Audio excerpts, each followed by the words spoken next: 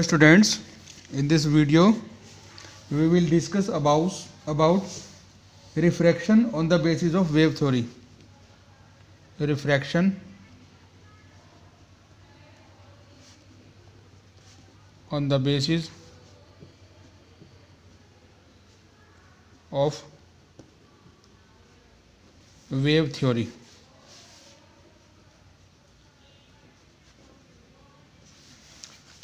For this, first of all, we will have to make a diagram.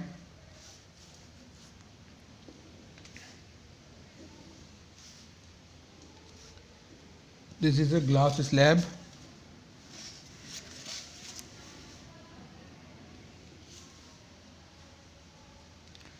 A wavefront, plane wavefront is incident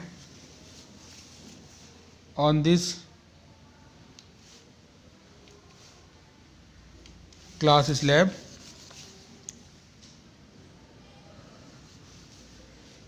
ये wavefront AP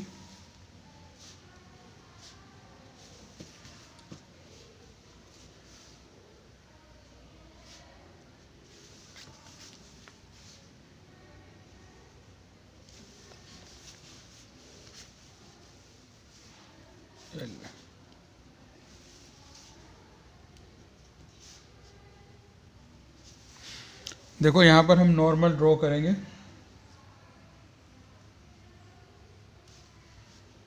एक normal यहाँ पे draw किया हमने, एक normal यहाँ पे ड्रॉ करेंगे और फिर हम उसके बाद ड्रॉ करेंगे angle of incidence and angle of reflection.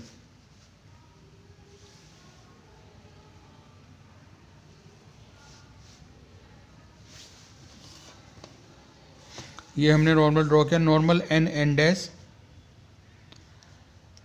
ये होगा एंगल ऑफ इंसिडेंस जो इंसिडेंट वेव फ्रंट बनाता है नॉर्मल से, एंगल आई, और ये भी हमारा होगा angle I.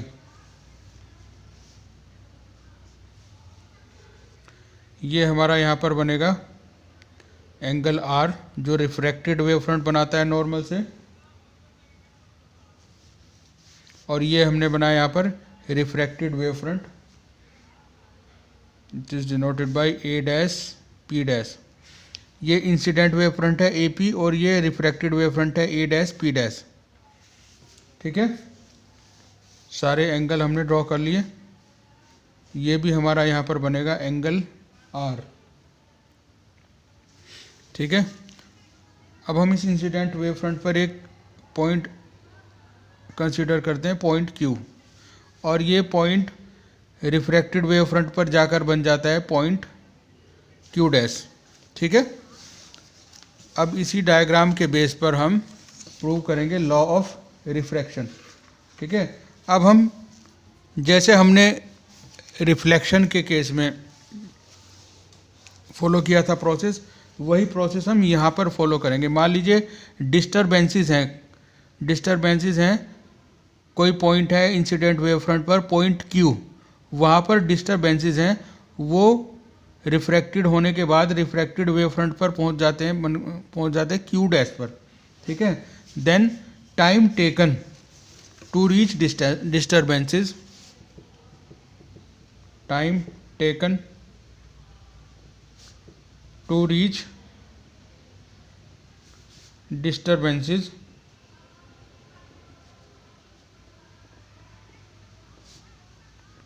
from point Q to point Q dash. This is given by T equal to, देखो ये डिस्टर्बेंस पहले कहाँ से जाएंगे, Q से K तक जाएंगे और फिर K से जाएंगे Q डैश तक। तो दो डिस्टेंस कवर करेंगे, ये यहाँ से Q से K तक का और K से Q डैश तक का। अब देखिए ये तो है यहाँ पर एयर और ये है यहाँ पर ग्लास। जो एयर में जो वेलोसिटी है लाइट की वो हम लेंगे c, और ग्लास क्योंकि ये यहाँ पर मीडियम है, यहाँ पर इस पर हम वेलोसिटी लेंगे इसकी v। ठीक है, एक मीडियम से दूसरे मीडियम में जाने पर लाइट की वेलोसिटी चेंज हो जाती है। तो time taken T equal to given by time taken is given as distance upon velocity. तो पहले कहाँ तक जाते हैं डिस्टर्बेंस, Q से K तक। तो Q से K तक का टाइम हो गया QK अपॉन C, यहाँ पर एयर में है, वेलोसिटी क्या लेंगे C। फिर जाते हैं K से Q डैश तक, ठीक है। ये डिस्टेंस किस में कवर करते हैं, ग्लास में, यहाँ पर वेलोसिटी है V, तो इसको लेंगे हम K Q dash upon V, ठीक है। अब हम Q K की और K Q डैश की वैल्यू को कैलकुलेट करेंगे। कहाँ से, पहले हम Q K की वैल्यू को फाइंड आउट करेंगे। इसके लिए हम कंसीडर करेंगे right angle triangle,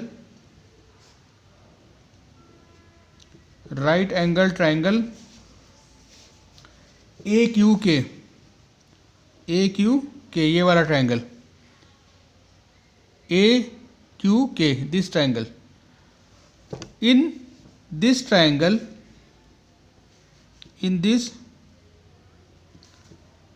in this triangle, angle QAK is equal to angle I, angle QAK, ये वाला angle is equal to angle I। Then QK equal to क्या हो जाएगा, QK is equal to AK sine I, AK sine I, ठीक है। ये QK की value आ गई हमारे पास। अब हम वैल्यू फाइंड आउट करेंगे KQ डैश की। KQ डैश की वैल्यू को फाइंड आउट करने के लिए हम कंसीडर करेंगे triangle P dash Q dash K। Triangle, हमारा triangle P dash Q dash K, ये वाला triangle. From right angle triangle,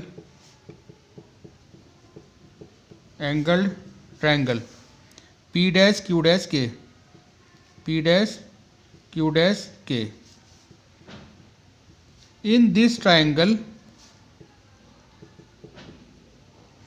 angle K P dash Q dash is equal to angle R। Therefore KQ dash is equal to KP dash sine R, KQ dash equal to KP dash sine R, ठीक है। ये हमारी बनी थी equation number 1। अब ये जो हमारे पास वैल्यू आ गई यहाँ पर QK की, और ये वैल्यू आ गई KQ डैश की। On placing these values,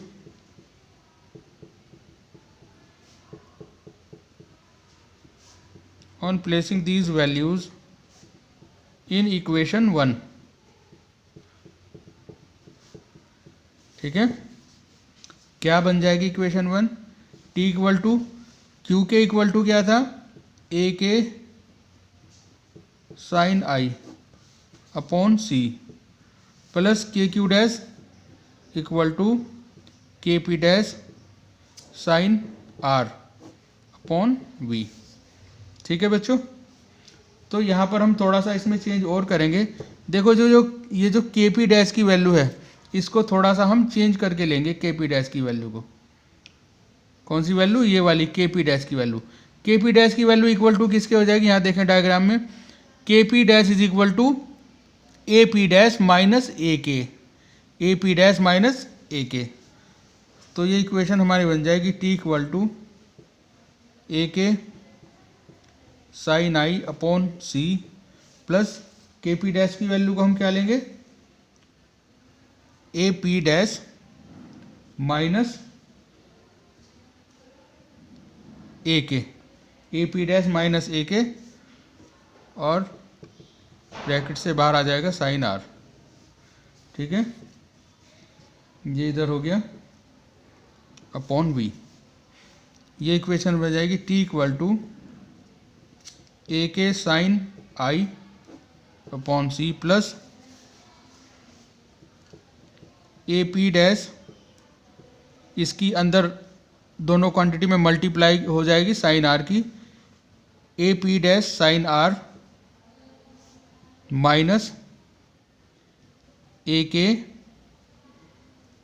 sign R upon V. ठीक है, अब ये ए के वाली क्वांटिटी हम दोनों एक जगह ले लेंगे और ए पी डैश को अलग कर लेंगे, तो ये इक्वेशन बन जाएगी हमारी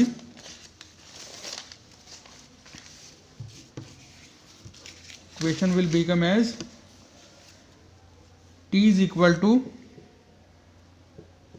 AP dash upon V,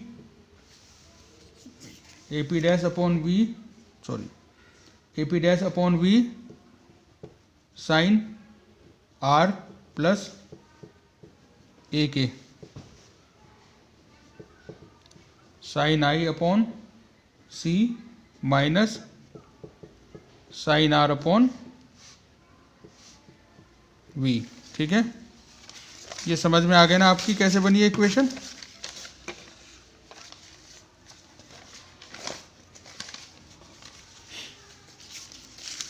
ठीक है बच्चों, ये इक्वेशन बन गई हमारी, ये यहाँ पर आ जाएगा ए के। ठीक है, अब देखो क्या है यहाँ पर, फिर हमें जो है डायग्राम कंसीडर करना पड़ेगा, ये वाला डायग्राम। अब देखो यहाँ पर देखते हैं, अगर हम कोई और पॉइंट Q के अलावा कोई और पॉइंट लेते हैं, यहाँ पर कोई पॉइंट लेते हैं इस इंसिडेंट वेव फ्रंट पर, तो वो यहाँ से उसके लिए K की वैल्यू क्या हो जाएगी,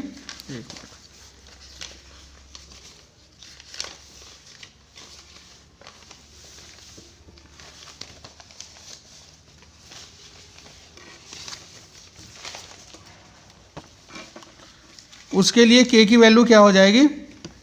देखो यहाँ पर कोई पॉइंट लेते हैं, ये इस पॉइंट के लिए अगर Q को हम यहाँ की जगह यहाँ ले लें तो उस पॉइंट के लिए K की वैल्यू K यहाँ क्या आएगा। तो ये जो इक्वेशन हमारी बनी थी, कौन सी इक्वेशन, अभी जो हमने बनाई थी equation,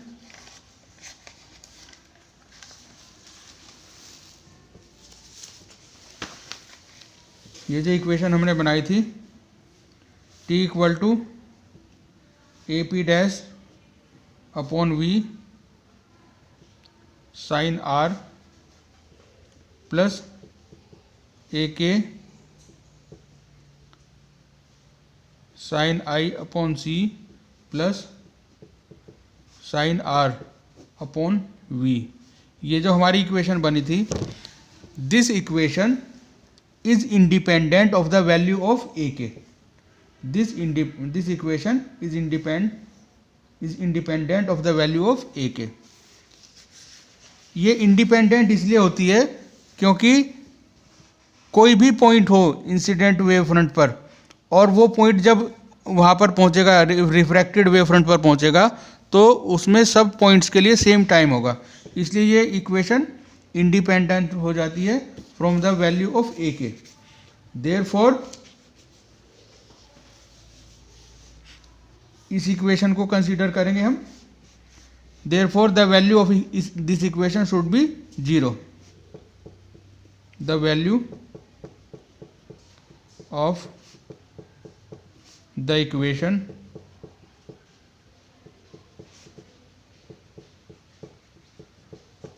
should be 0 because it is independent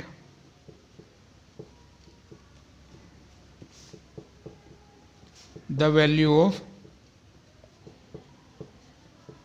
of AK.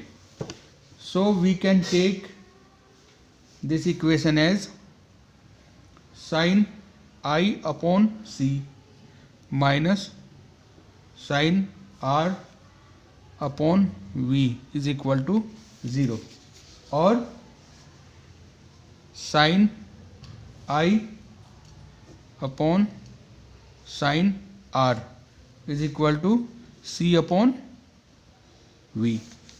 ठीक है, and C upon V is equal to the refractive index of the medium is equal to the refractive index of the medium, और refractive index की value क्या होती है? Constant, which is constant.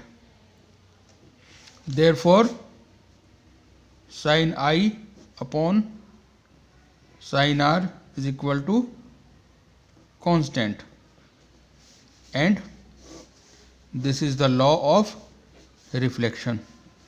So reflection is proved with the help of wave theory of light. Okay, thank you.